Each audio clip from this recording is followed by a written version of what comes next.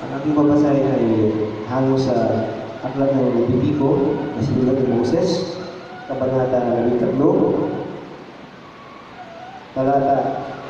unang talata hanggang ikalimang talata. Ito ay tungkol sa mga batas tungkol sa sakit sa balat.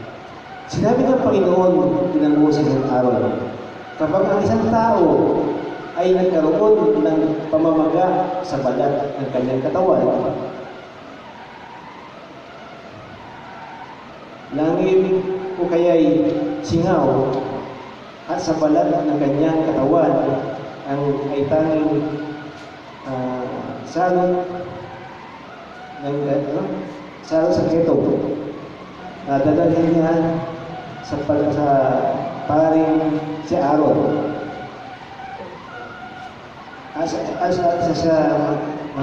Ito. Sulitin ng pari ang bahaging may karamdaman na nasa balat ng kanyang katawan at kung ang balahibo ay pumuputi, ang balahibo sa hindi ko basa ay pumuputi at ang anyo at ang karamdaman ay hindi na mailalim gaya ng balat ng kanyang katawan. Ito ay salot na keto. Pagkatapos ay na siyang masuri ng pare, ibinabayan siyang marumi. Subalit kung ang pagbuwaga ay namumuti sa balat ng kanyang katawan, ang nakikita nito ay hindi malalim kaysa balat. At ang balahibo niya ay hindi pumuputi, ibubukod ng pare ang may karamdaman at sa loob ng pitong araw. Ito po yung salita ng ating Panginoon kay Moses. Mabuhay tayo.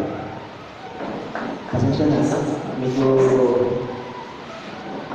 tumalawit tayo nito. Ano nangyari? Okay, so tayo muna ng langit. Panginoon natin Diyos, salamat po at kami pinabayaan mo magtipon-tipon ng pagpunod sa pangalan ng Lord upang kumain ng iyong salita. Dahil po lamang kami ay lalakas spiritual. Gabayan mo kami, bigyan mo kami ng liwanag ng aming isip upang aming maintindihan ang iyong salita na iyong bibigyan ng araw. Amen. So puso mo sa pastoral mo babasahin eh, hindi masyado naman. So, ito yun. Yung mensahe ay tungkol sa sakit sa balat. Ano ba nangyayari ngayon dito sa atin? Sa mundo natin? Di ba nagkaroon ng pandemic regarding COVID-19. Tapos nagkaroon ng threat ng monkeypox. Di ba? Monkeypox. So, maraming sakit sa balat na umuusbo, no? So, kasi mag-box na yan, mag-chickenpox, smallpox, no? Marami. Keto, yung keto actually, dati hindi siya mag-gamot, so ginagawa, pag ikaw ay keto, ikaw ay tinatawag na sa isla. Ganun mo, no? So, tinatawag na lang sa isla. Ang aking paksa ngayon ay tungkol sa health lessons from the Bible. So, yung mga pangtalsugan na binabati ng ating Biblia. Kaya ito na, bali ang ginawa ko kasama dito ay itong nasa Leviticus 13, no? Verses 1 to 5, kung saan nagbigay ng instruction ng ating Panginoon kung paano ito gagawin. No? Nakita natin dito na hindi naman doktor yung sumusulit. Hindi naman doktor kundi si Aaron at yung mga kasama ng mga pare. No? Si Aaron ay kapatid ni Moses. Ngayon, ang sumusulit ng sakit ay hindi mga doktor, kundi mga pare, mga Levites, sa natin. So, ibig sabihin, libo-libong taon na nakaraan bago ma-discover ng mga scientifico ang tungkol sa mga sakit na ating nararamdaman ay nasusunod na sa Biblia. Nandiyan na yan. Nasusunod na yan na nakasunod na. Hindi na natin pinapansin. Hindi natin binibigyan ng halaga, pero ito ay importante pala. Dahil kung ito, binigyan natin ng tuon, siguro ngayon ay malusog tayo. So, tanda natin na nasusunod sa Mateo 8:17.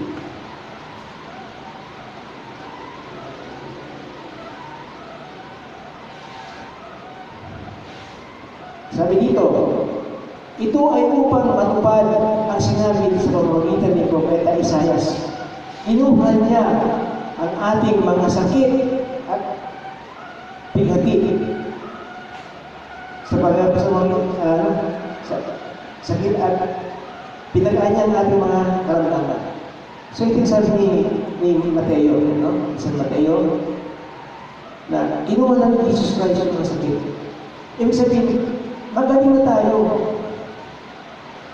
Magaling na tayo. Pero yung paggaling na to, kagalingan, mayroong requirement. Hindi po kasi sinabi ni Jesus Christ na gagaling ka na, ay magaling ka na. Kung magaling ka na, bakit hindi ka magaling? Maraming may sakit. Maraming may sakit sa puso. Maraming may sakit sa prostate. Maraming may cancer. May mga COVID na lumalabas. May chickenpox, may monkeypox. Ang dami. Hypertension. Hindi lang yun. Depression. Hindi lang yun. Magulong pamilya. Makasalanan ng tao. Ito ay dahil kasama yan eh. When we say sickness, hindi yung pag-physical lamang. Kasama dyan yung spiritual. Kasama dyan yung psychological. So, ibig sabihin, lahat tayo, hindi tayo healthy. Meron tayong kapansanan, meron tayong sakit na niyaramdam. Pwede yung physical, pwede yung spiritual, pwede yung mental. So, it's now up to us kung paano tayo gagaling. Kasi ko naman yung gamot mga sa field science, mga medicine, nandiyan yan. Pero, the nature or God has His own way of treating us because God is our healer. Jehovah Rapha. So, He is our healer. Kaya binigyan tayo ng galingan through Jesus Christ. Ano ba yung requirement? Di ba nung nagpagaling siya ng may sakit? Ano sabi? Tumayo ka. Ikaw ay magaling na. Magsisi ka sa iyo. At tapos sabi niya, napatawad ng mga kasalanan. Ibig sabihin nito, meron pala requirement para gumaling ka.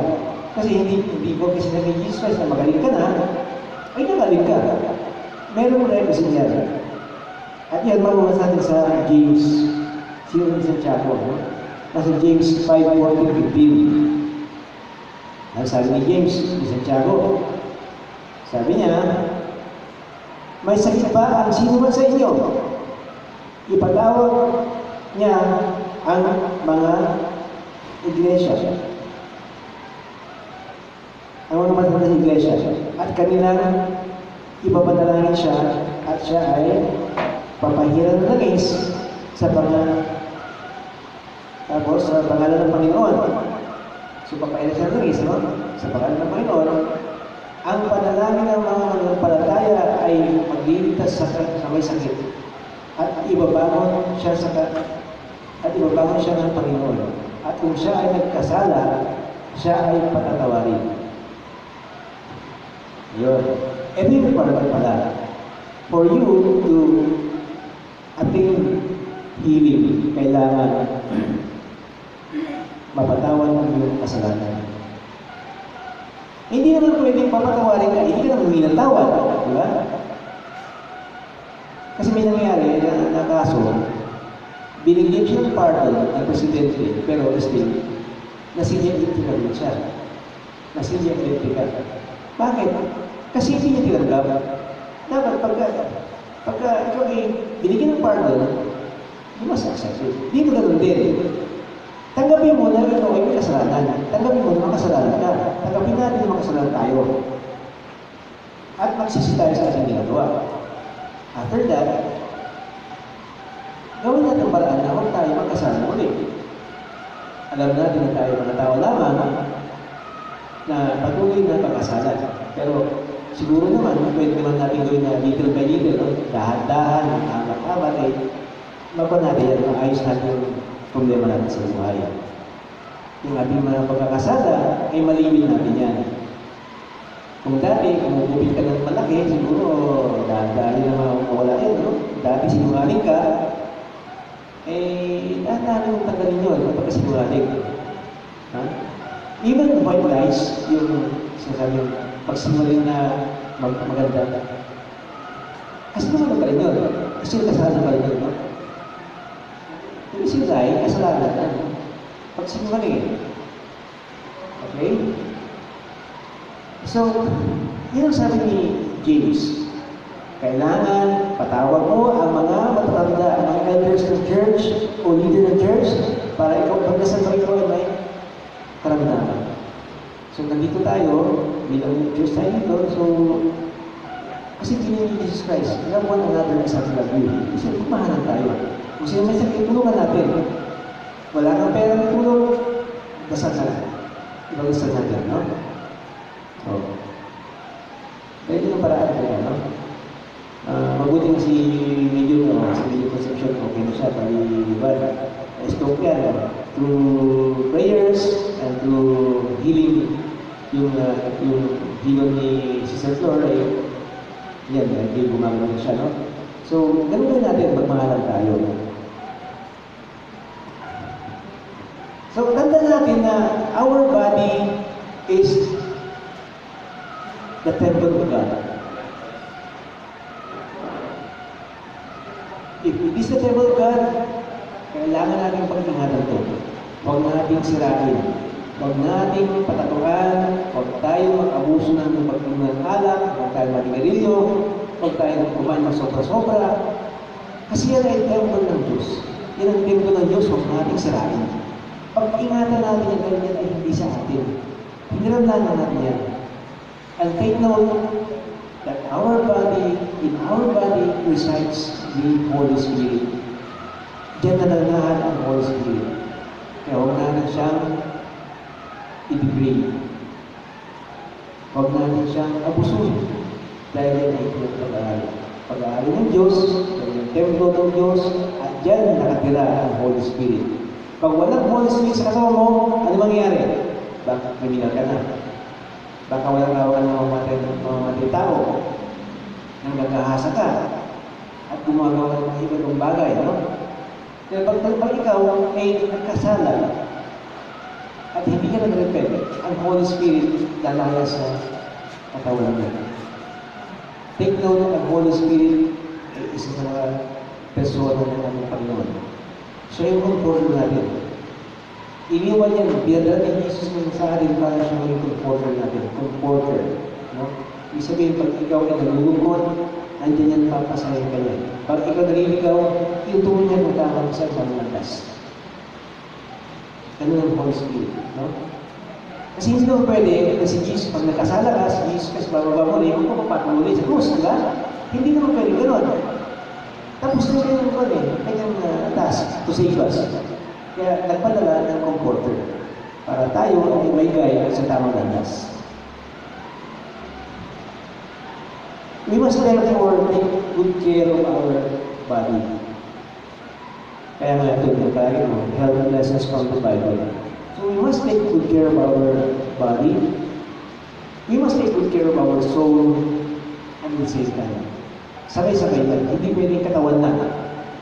Kasi ang ating katawan ay may tatlong aspect yan. The body, which is the physical aspect. We have the soul, and we have the spirit. No? May spirit yan. No? So, kailangan natin pakainin yung ating katawan by use of pagkain, masusang pagkain. At yung ating espiritu, pakainin natin sa pamamagitan ng pagbasa at pakikinig sa salita ng Diyos. Okay? So, yung pagkain, ay yung pag-alaga sa ating katawan, ay nasulat na sa Biblia noong panahon ni Moses. And that was 3,000 years before the birth of Christ. Naisulat na yan. Nabanggit na ni Yahweh kay Moses. Naisulat mo to, at ito ang gagawin ng mga Israelita. So, ito ay nasulat sa Leviticus at sa Deuteronomy. If you are going to read the book of Deuteronomy at Leviticus, nandun na yan. Nasulat kung ano yung mga dapat gawin at mga hindi dapat gawin. Halimbawa, sinabi ng Panginoon, bago magdasal, magbukas ang kamay, mukha at paa. Is there any significance of this order of the Lord? Yan ay isang utos ng Panginoon. Meron tayong cleansing ceremony. Bago magdasal, kailangan maglinis ng kamay, mukha, paa. Anong significance nun? Di ba kung gawin kamay mo, kumakain ka, o kumakain ka, ano nangyari? Magkakasakit ka, di ba? Pwede kang magkaroon ng hepatitis, pwede kang magkaroon ng pagkatae, marami. So, ito ay nasulat na 3,000 years bago ng Jesus Christ. Which means, back by science to. Pinagnan ng siyensya, tama, yung nasa Biblia. Pangalawa, bawal kumain ng baboy, bawal kumain ng hayop na gumagapal, bawal kumain ng isdang walang kaliskis. Ano ba yung mga yun? Health benefits, ano yun? Baboy, hindi na kahit lahat. Maraming magkakasakit sa baboy, di ba? May swine fever. So, kaya makikita na nasunod na bawal talaga kumain ng baboy. No? Kasi nga, mataas yung risk na bibigyan sa iyo. Oh. Yung hayop na kumagapa, ano yung mga yun? Gusto mo kumain ng ahas? O, di ba? O, ano ba? Yung walang kaliskis, bawal yung kumain nun. Yung mga hipon, mga talangka, bawal yun.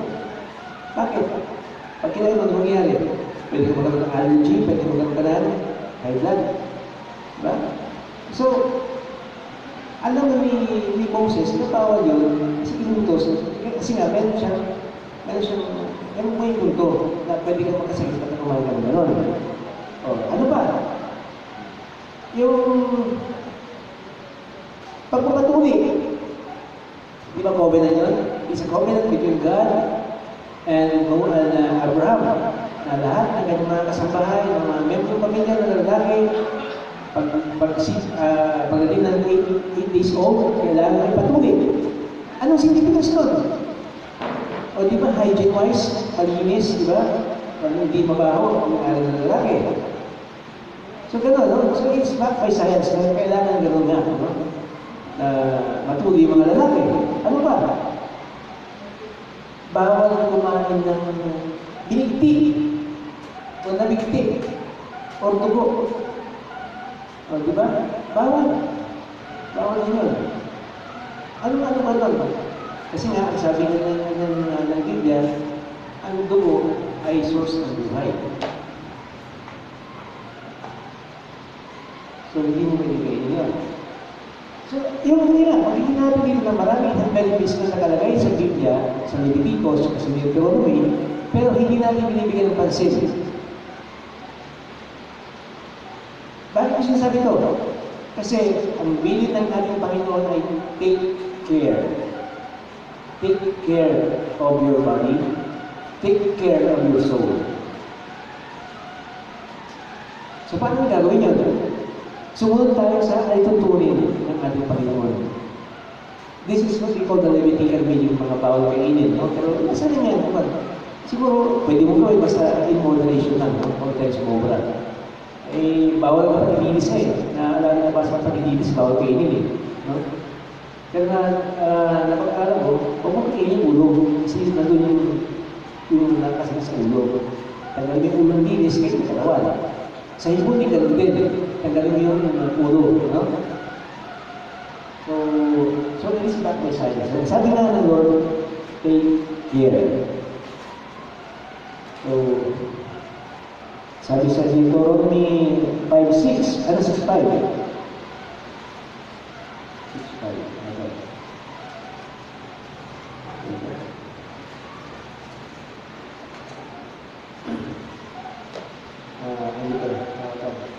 Deuteronomy 8:11, Deuteronomy 6:12, ang sabi dito, take care, or be careful.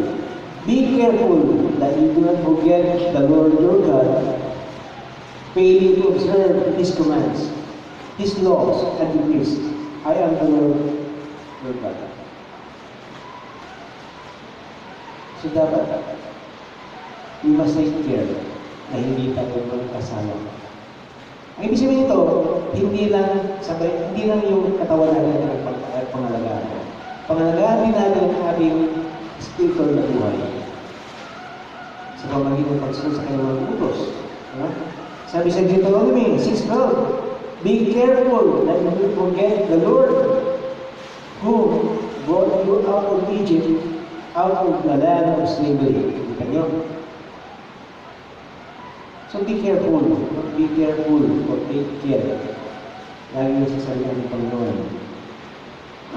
Tanda natin na hindi lang yung ating katawan, kundi espiritu ng ating pag-iisip, pangalagaan natin yan. Sabi na dito, sa Deuteronomy 6:5, love the Lord your God with all your heart, with all your soul, and with all your strength. At yan, ni-reiterate ni Jesus Christ, sabi niya, ang pinakaunang mahalagang utos ay love God with all your heart, with all your soul, and with all your strength. Ano yung pinaka-importante pangalawa? Sabi, love your neighbor as I love you. So ganun yan, we must take care of ourselves by loving God with all our heart at with puso, no? Ibig sabihin, physical aspect natin. With all your soul, yung ating espiritu ng buhay. Dapat, ang gagawin natin, kailangan i-dedicate natin kay Lord yung ating ginagawa. Kasi yung ginagawa mo, is not for your glory, it's for the glory of God. Always sana. With all your strength. Tanda mo na yung lakas mo ay nanggaling sa ating Panginoon. Hindi siya kinakain, hindi sa ating Panginoon. No? Tapos sabi na, yung pangalawang pinakamalawang utos, mahalin mo ang iyong kapwa gaya ng pagmamahal mo sa sarili mo. It's because we must coexist loving one another to show how we love God. Yung sabi ni Jesus Christ, kung sino man yung taong nagsabing mahal niya ako at inalimusta niya ang kanyang kapwa ay sinungaling. So we must show our love to one another. We must show support to one another para maging maayos pa natin yung ating katawan. Because the only way to be healed totally ay hindi lang yung pagtitig ng gamot, pagtitig ng gamot, kasama dyan yung ating lifestyle. Ano lifestyle? Hindi lang sa pagkain yung lifestyle yung sinasabi ko. Kasama niya yung lifestyle ng pagiging magdasalin, pagiging magpapasalamatin, ano man ang ibinigay natin pa rin ng pagsubok, ano man blessing na ibinigay sa inyo, magpasalamat tayo. Huwag tayo mag-complain. Kaya hindi lang gusto ng ating Panginoon. Yun ang plano niya para sa iyo. At sigurado yung plano yun ay hindi tayo mapapahamak. Dahil isipin mo na lang, ibinigay ng kanyang na anak para tayo masave, tapos tayo mapapaliwala. Hindi. Ang gusto ng Diyos ay maging mabuti tayo. Mabuti sa ating mga kalagayan. Hindi naman magpapakasabi si Jesus Christ sa krus ng Kalbaryo kung tayo ay mapapaliwala. And I know the angels will be rejoicing, singing hallelujah pag tayo nakapag-save ng soul. So So sana, gawin natin, aside from attending the church regularly, tayo natin mag-invite ng mga kaibigan natin na makinig ng sila ng Diyos. And lastly, I declare na lahat ng mga sakit ninyo ay mawala na. Hindi ako ba na napapagaling at si Jesus na napapagaling. I-declare ko na through the Holy Spirit, through Jesus Christ, lahat ng ating kasakitan na nararamdaman ngayon, physically, spiritually, mentally, mawawala na yan. Just accept that you are a sinner, we are sinners. Accept that you have sinned and you are now repentant for it. At sisisi ka sa iyong kasalanan. Okay lang na kung kasi magkasala ang mali, yung mo lang yung tao ka, no? Ang gano'n natin ang dead repentance, essence repentance, na nagsisikat. Kasi pag wala na yun, ay iba na, ganyan yung buhay mo. Ha? Magiging ko na sila, parang, okay lang, kasala ko. Hindi, no? We must put in our hearts na tayo ng kasalanan. We must put in our hearts na si Jesus Christ, God the Father, ay nandyan, He is faithful, waiting for us to ask forgiveness for our repentance. And through that, pag tayo ay nag-repent, all our sins will be forgiven, and for sure, yung kagalingan ng ating katawan, kagalingan ng ating espiritu ay mapamasabi. Amen. Every maraming ulit. Heavenly Father, maraming salamat po sa guidance. Maraming salamat po sa illumination ng ating isip, sa pag-unawa. Gabay mo kami palagi upang maging karapat dapat sa kahit ay Lord. Is we ask in Christ, our Lord. Amen.